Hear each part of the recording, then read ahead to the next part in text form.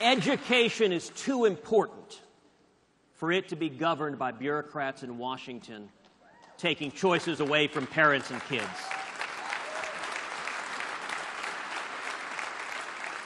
And we need to champion school choice.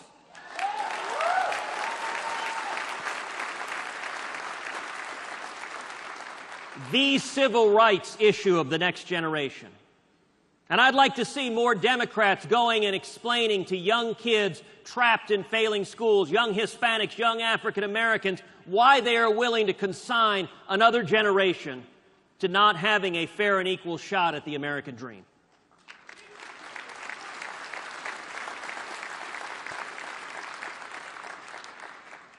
We need to stand with Israel.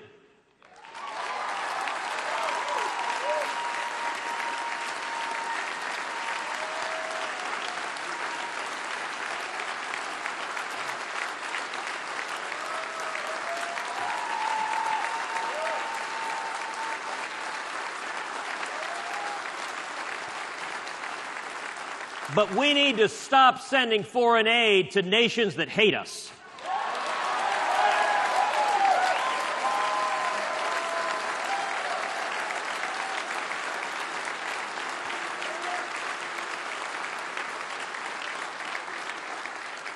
Just 2 weeks ago, President Obama canceled White House tours and sent $250 million to Egypt.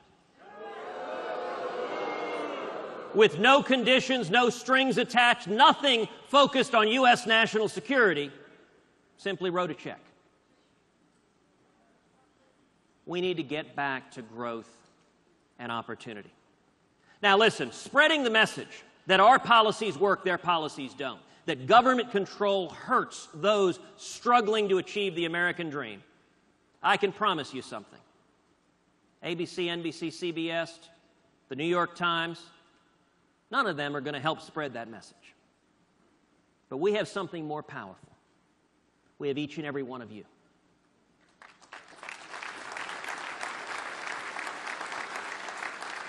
The world has changed. There are no longer gatekeepers that can decide what the American people get to hear and what they don't get to hear.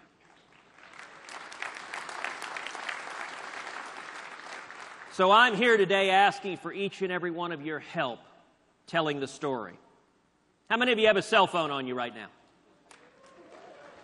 I'm going to ask you to take out your cell phone and text the word growth to the number 33733.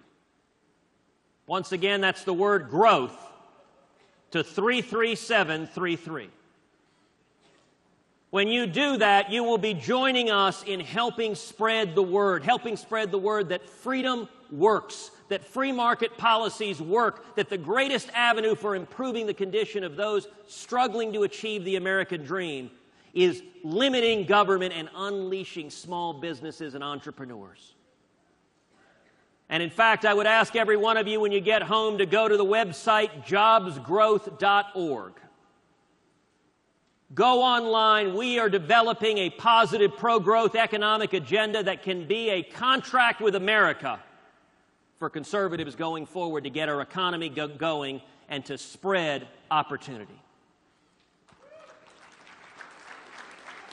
And I ask for your input, your help, developing concrete pro-growth policies to bring Americans together and to get our economy back.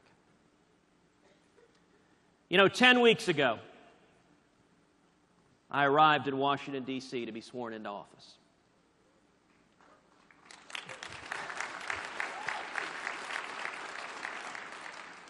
When I stood on the floor of the Senate with my hand on the family Bible, I couldn't help but think back to 1957. 1957, my father came from Cuba. He had been imprisoned, he'd been tortured in Cuba, and he came to Texas with nothing, with $100 in his underwear, didn't speak a word of English. Washed dishes, making 50 cents an hour. As I was standing on the Senate floor, I couldn't help but think, if someone had come up to that 18-year-old kid as he was washing dishes and suggested to him that 55 years hence, his son would be sworn into office as a United States Senator representing the great state of Texas.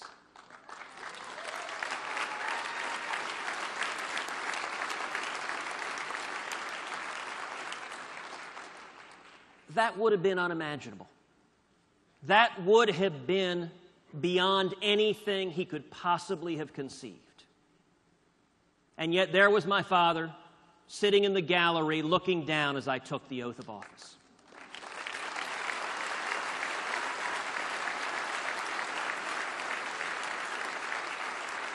My dad is here today. I'd like him to stand up.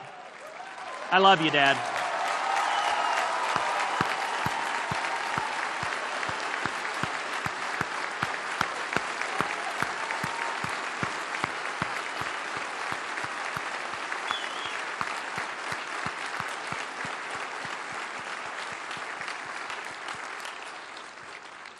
In our family, that was a powerful, powerful moment.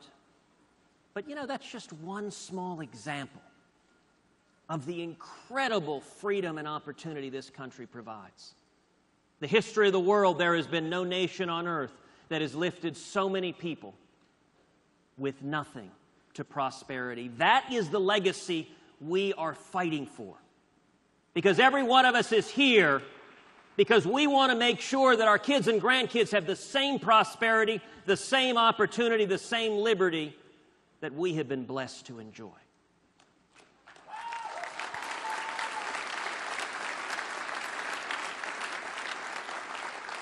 We're here because we're not willing to give up on America. We are facing a fundamental choice. A choice that cuts across all issues. It is a choice between surrendering or standing up now to defend our liberty. On guns, do we surrender or do we stand up now? On drones, do we surrender or do we stand up now? On spending, do we surrender or do we stand up now? On debt, do we surrender or do we stand up now? And on the Constitution, do we surrender or do we stand up now?